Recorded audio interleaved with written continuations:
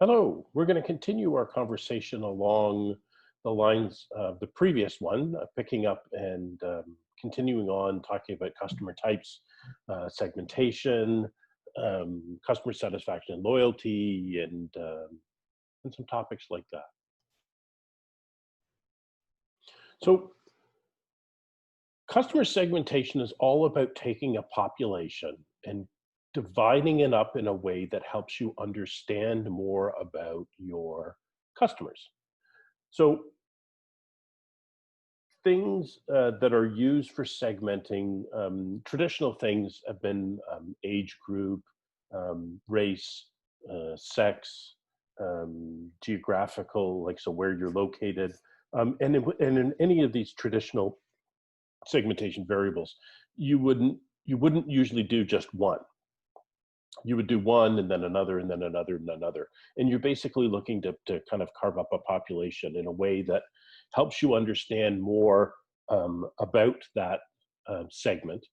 And then you would focus in on particular segments and have certain conversations with them. So the example I usually do in class is I segment for an ice cream company. So here in Ontario, there's an ice cream manufacturer in Markdale, Ontario. That's about three-quarters of an hour north of Toronto. And they're widely distributed through here. So once if you go to the grocery store, anywhere here locally, you'll find Chapman ice cream, and that's Chapman is up in Markdale. So if you're Chapman, one way you might segment the population is you might do it by ice cream flavor. And normally we go through this exercise. We have people go to different parts of the room, whether they're chocolate or vanilla or strawberry or American nut or butterscotch or mango or whatever flavors. And what generally usually happens is either chocolate or vanilla are the biggest segments, which makes sense because if you go to the grocery store and you look, you'll find chocolate and vanilla are very well represented, and that's because they tend to be the largest. One or the other tends to be the largest segments. Now, within those segments, you would ask other questions, right? So you would, particularly the big segments, you would want to know things about income levels, and you would want to know things about kind of how they looked at, you know, the households they lived in, how they looked at some aspects of how they lived. And one of the things you'd be trying to tease out is there an opportunity for like a higher line, more expensive kind of product? Um, are there are there other product variations that we could sell to the chocolate segment, for example, to allow us to satisfy more of the requirements in that segment? For ones that you get that the segments aren't as large, you might ask questions about secondary flavor profiles. So maybe you were strawberry, which is still reasonably well represented normally, but one of the smaller ones, and you'd ask, okay, well, you said you like strawberry. What's the next flavor that you might like, right? And actually, secondary flavor profiles is a really important question for food because even if you really like chocolate, it won't be the only thing you'd ever buy. You would potentially go to other things. And understanding the linkages between also gives you the opportunity when you're creating new products. One of the things you'll find common in most businesses is that your business is driven by new product introduction. And one of the ways you introduce new products is you come up with different combinations. So certainly in food, this is quite common, is that in the ice cream business, that you would come up with, a new variation. So chocolate peanut butter cup, right, becomes a new variation. Sometimes you'll do seasonal things. Chapman here in Canada does a Canadian flag ice cream around Canada Day every year. So it's a brick serving ice cream. It's actually vanilla ice cream, but if you open the brick up, there's red and the maple leaf and white, and it actually looks like a Canadian flag. And that's an interesting variation to do, and it fits in well for people doing Canada Day parties and stuff like that. Oh, let's get that one instead of this, and it helps them capture um, um, a little more business than they might normally. So say key part of segmentation, right, is breaking up your customer base into various different groups. And there are traditional, ways to do that, like that we've talked about. More and more these days, we don't use those traditional approaches as much actively. You do still for some longer term trends. So if you remember in the last episode that I talked about, the groundkeeping business, and one of the sources of longer term information that you would have would be something like Statistics Canada. So Stats Can gathers information about Canadians and how we live and the things that we do and what we like and how we, the choices that we make for living conditions and things like that. And it's been doing it for decades and decades. So every 5 years they do a mini census, and every 10 years they do a major census. StatsCan is a great way to look at how have things changed over time. And then based on those changes, you can get kind of predictive about what you think might be happening, broader strokes going forward, right? So one of the things I alluded to last time was the change in demographics for households, and that now single people is the largest demographic of households versus basically families with children. That's a fairly significant societal change. It has taken place over a long period of time, but there's lots of businesses, like almost everybody would be affected by, right? So if I'm in the building trades, more opportunities are going to be in front of me for condominiums and things like that than single family homes. Now, it doesn't mean you'll never make single family homes, and it doesn't mean that business won't still be there, but you need to recognize the role that it plays in the environment. And as time goes on, unless those household changes, change again and go backwards, for example, you're going to see more and more and more and more opportunities will be for the single person dwellings, which tend to be smaller. Now, it doesn't mean a single person couldn't buy, a traditional single family home. It just, for most, it's too much space, right? But one of the other patterns that we see here happening in Canada more than we used to is multi-generational living. So you have 2 or sometimes 3 generations living in a single home. And that's becoming more and more common, right? And that actually becomes a use for the traditional single family home, becomes multi-generational living arrangements. But then some of the facets about what works in one structure for that kind of living versus other structures is kind of different. So anyhow, there's all kinds of potential changes that come from that stuff.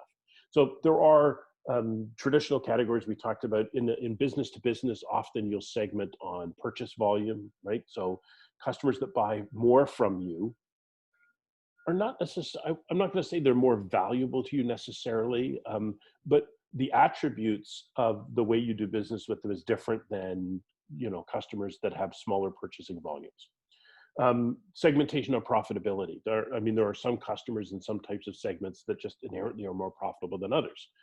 You might decide that you actually only want to do business with certain aspects of the space that you're in based on profitability. Organizational size. And some of that has to do with profitability, and some of that will have to do with volumes, but also some of that has to do with the requirements and the needs. Selling to SME, which is small, medium enterprise, which is in Canada the vast majority numerically of businesses, presents different opportunities and challenges than selling to large organizations. Where are you in the world? So geographic has a very significant impact. Now, in some ways, because of all of the online interaction and ability to sell over multiple borders and stuff like that, some of that has changed. But some of that still remains, right? So things that are popular in one part of the world aren't necessarily popular in another.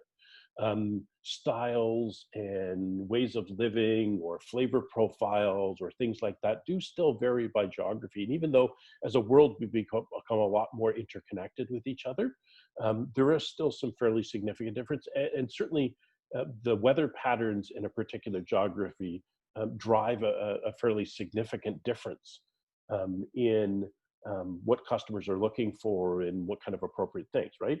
We can sell parkas in Canada. You would have very little business selling parkas in India, right? So the geography plays a role. Demographics are traditional measurements of things like age and geography that you live in, and a lot of the the attributes that StatsCan would gather information on are traditional demographics. And historically, segmentation was done on demographic principles. The idea is essentially that people that have similar characteristics will also have similar consumption patterns, right? So young men tend to like this and tend to do this. Older women tend to like this, tend to like that. There's some truth in that, but honestly, it's always been kind of a blunt tool because humans are a lot more complicated than that. But it's been the best approach, if you will, to the subject that they had at the time. Psychographic came about in the 1960s. Truthfully, I'm not sure that psychographic really ever practically made a big difference. The idea is you create a psychological profile of a typical customer, and then you use that to be predictive about that particular segment. So they would create, basically an artificial person, but they'd have lots of detail to them. So they'd have a name, they'd have where they live, and who they're married to, and their kids, and what church they went to, and it was all made up. But they'd create this elaborate profile, and then they would use that person's profile that they created to be a way to judge the things that they were doing or looking at doing through. Practically, it becomes a difficult thing to do, but what you're trying to unlock with psychographic is kind of the real motivations behind why people make the decisions that they make. So it does get you beyond the blunt tool of traditional demographics. It's practically kind of really difficult to actualize in a real way. And then lots of businesses segment on potential and past customers, because the things that you do to keep customers in place are different than the things that you do to get new customers. And then people that you've done business with in the past, but you haven't seen for some length of time, are another potential segment and opportunity for you. But how you approach them may be a little bit different, right? Because there's probably a reason why they haven't bought from you. Was it something to do with the experience that they had with you? Was it something to do with the experience they had with the pricing? There's a bunch of other things. And the questions that you would ask under that circumstance is different that you would do with a potential customer. And it's different than what you would do to support a regular recurring customer. So we talked about this. I'm just going to flip through these a little quicker. And we had talked about how you would actually do some of the segmentations. There are numerous different external customer types. So we talked about customer types, right, from primary and secondary, and external and internal and end user and business and so on and so forth. There are also some external types of customers who aren't necessarily the end consumer of things, right? So wholesale buyers, distributors, retail chain buyers, discount buyers are all customer types, right? But they're not the ultimate consumer of whatever it is that you produce. And it's kind of important to look at this because the truth is in most businesses, you're selling to multiple customer types simultaneously, even externally. And those customer types will have slightly different wants and needs. So I'll give you a great example from my BlackBerry days. So when we sold BlackBerry, right, the phones, we sold them to wireless carriers, right? So we sold them to, here in Canada, Rogers and Bell, and in the States to AT&T and Verizon, and, another place in the world, Vodafone, and so on and so forth. They would in turn sell them to their customers. So we would sell to them, they would sell through, and that extension is referred to as a channel, right? So they were our channel of sale. And in fact, it's quite common for manufacturers not to have a direct transactional relationship with their final customer. There's somebody in between, and that's quite common.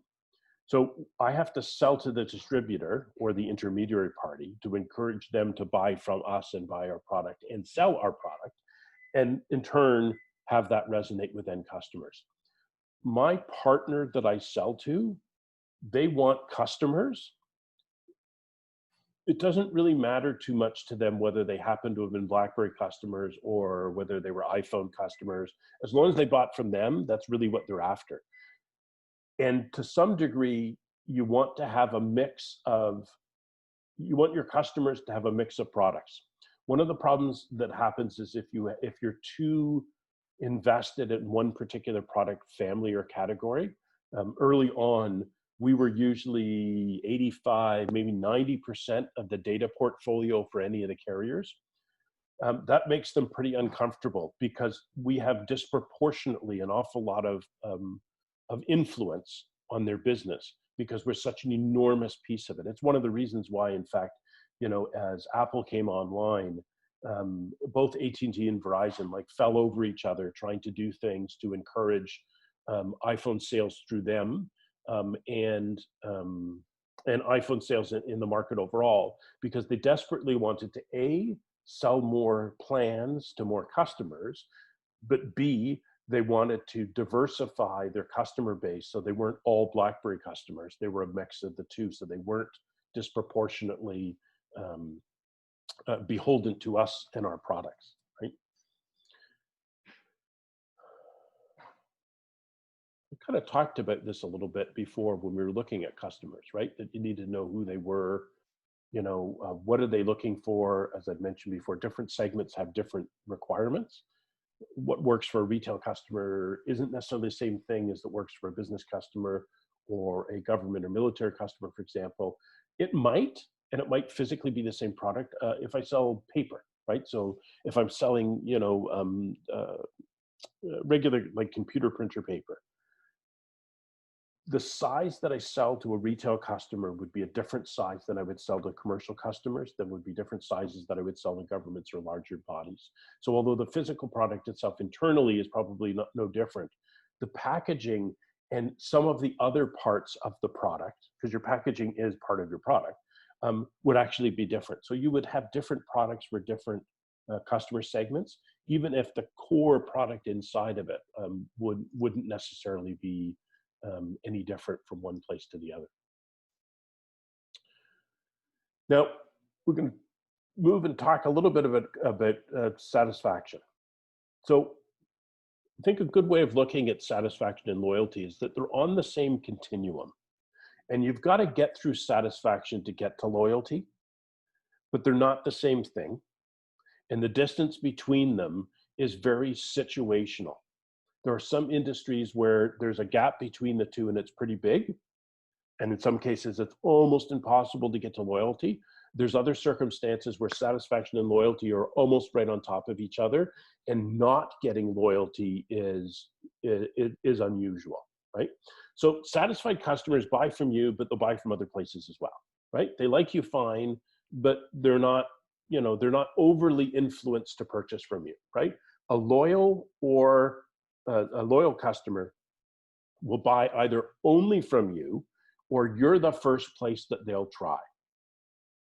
So as obviously a dissatisfied customer isn't going to be loyal, nor are they likely to buy from you again. But by the same token, just because somebody who's satisfied, it doesn't necessarily give you loyalty, which is back to there's space between satisfaction and loyalty. It's how much space there is varies. So if I'm McDonald's restaurants, right, globally, I'm never likely to get, quote unquote, a loyal customer. I'm never likely to get a customer that's only going to purchase from us. So if you're out in the restaurant business, you're going to buy from more than one place. So the distance between satisfaction and loyalty to some extent for them is fairly significant. The best that they can get to, and the thing that they're really trying to drive towards, is that most of the time you would choose them versus other choices. And that's kind of the best case scenario for them. So that if you were going out to eat, that would be the first place you would look at going, because it wouldn't always be the thing that you were going to do. If I switch to another business, for example, let's say you're a dentist. If you're a dentist, the distance between satisfaction and loyalty is almost infinitesimal, right? Most people, they find a dentist and it's because of proximity or something, and they go, and unless you screw up that exchange with your customer, there's a good chance that you'll continue to have loyal customers. And they'll only move away from you if they had a bad experience or they physically move so it doesn't make sense or any of that other stuff. So you'll find in that circumstance, satisfaction and loyalty are virtually on top of each other. And it is very situationally driven, but they are different concepts. Now, the value of loyalty over satisfaction is quite significant. Even in cases like I gave at McDonald's, just because you went, you had a transaction there and you were okay with that, doesn't mean that you would ever do business with them again. But if I can get you to do business with or choose us more than any of the other choices out there, that can make a significant difference to the bottom line of my business. And this leads into the concept of economic worth. So every business is about repeat business, even ones that you would think maybe aren't, right? So one of the examples that I often talked about is a funeral home, right? Most of us of this world only die once. But the funeral home services isn't for the people who died, it's for the people that are left behind. So if they've done a decent job, it's another one of those businesses, by the way, that there's not a lot of space between satisfaction and loyalty, right? If you use their services, they work out fairly well. Next time there's somebody in the family who passes away, that's often where people end up going, right? So even they are built on repeat business. Everybody is built on repeat business. So you need to take into account the fact that your customer that you're interacting with isn't just the transaction that's immediately in front of you. They're representative of a string of transactions going into the future. And it's understanding the value of that future in today's dollars. That's this concept of net present value. So net present value is a way to take money in the future and translate it into what the value of that is today, right? And that's because traditionally what happens is a dollar becomes worth less as time goes on for all kinds of reasons. I won't get into the complex nature behind it, but suffice it that a dollar today is worth more than a dollar 10 years from now will be. Same as a dollar 10 years ago was worth more than it is today in actual purchase value. So the concept of net present value is to take the stream of future revenue and convert it into what the equivalent of today's value is. Now, why would you do that? So one of the things that you're trying to do in an approach or calculation like this is, first of all, to break out of a transactional mindset. That customer in front of me today is not just this transaction. They are the stream of transactions into the future. So that means I'll do something differently because I recognize that there's more to it, right? And in fact, often if you have an issue with a customer, you go to a restaurant and you have a problem with the food. They bring you the wrong thing, or by the time they bring it to you, it's cold or something like that. And they'll apologize and they'll bring out another meal, and often they'll comp you for, a free dessert, for example, or they'll give you a coupon for a free meal next time, or things like that. Most of those things that they do would have completely eaten up the margin in the transaction they were having with you back then and there. And if they only looked at that single transaction right then and there with you, it would make absolutely no sense to do those things. Why would you willingly choose to lose money, right? The reason they do it is they recognize you're not just this one transaction. You're a stream of transactions into the future. Now, truthfully, you may have traveled from somewhere else, and this may be the only time that you're actually at that restaurant. You may, in fact, only be that one transaction, but they can't know that, right? And to some degree, you can't know that. You may end up back in that town again, and if you had a good experience with that place, you may choose to go back there again, right? They really don't know, but they do know the bulk of the customers are based on this repeat business. So understanding, and when you know what the net present value of customers are, it allows you as an organization to make better decisions for how much you're willing to invest to retain customers. Now, retention is a big part of a lot of businesses. If you're in the wireless business, for example, retention is huge because the monthly recurring revenue that you get from your subscribers, right? So the phone bill that you pay every month, right, is what fuels their business. And they know to a science what's the value of customers in various different categories of their business, based on how long they tend to stay, and based on what the monthly plan is, and based on the costs of operating, and so on and so forth. They know. And that's why if you call in and you have a problem and you're pissed off about your bill and stuff like that, there's all kinds of things that they do that are not inexpensive things to do, right? So they waive upgrade fees, or they'll give you a free upgrade on the phone, and these are things that have value of hundreds of dollars. And it's not because they got them for free, because they're paying for this stuff too. It's because they recognize the value of that existing customer. And this really relates into, so I'm quickly showing this net present value thing. I'm not going to ask you on any of the tests to actually calculate it. You do need to understand the idea is to take a future flow and translate it into today's dollars. Probably more meaningful than the interest rate doing it. It would be probably a rate of inflation, but even that, the actual published rate of inflation is usually not really reflective of what the real actual change in the value of money is. But anyhow, it's an approximation. The economic worth of a loyal customer is tied a lot to retention. So when I talked about the groundskeeping business last time, right? And I said that regardless of how good of a job you do, you'll always hemorrhage customers. You'll never keep 100% of your customer base, right? And for the same reasons that I'd said that, right? They'll move away. They'll no longer need your services. They'll die. It's got nothing to do with whether you do a good job or not. There's some of that happens. As much as possible, if you can decrease the rate that customers leave you. So in other words, if you can retain more of those customers, it makes a huge impact in your profitability. So if I keep 95% of the customers that I had last year, let's say, versus 90%, that can make an enormous difference in my profitability. And I'll spend a little more time on how the math works with this when we do the financial statements and some of the other pieces, but suffice it conceptually to look at most of your business costs are fixed or semi-fixed, right? By that I mean like your rent is your rent, right? It goes up every year, mind you, but like it is what it is regardless of the volume that you do. For the most part, your labor costs are consistent. Yes, you can add more people, you can lay people off, you can change shifting. There is a little bit of flex to it, but for the most part, it's semi-fixed, right?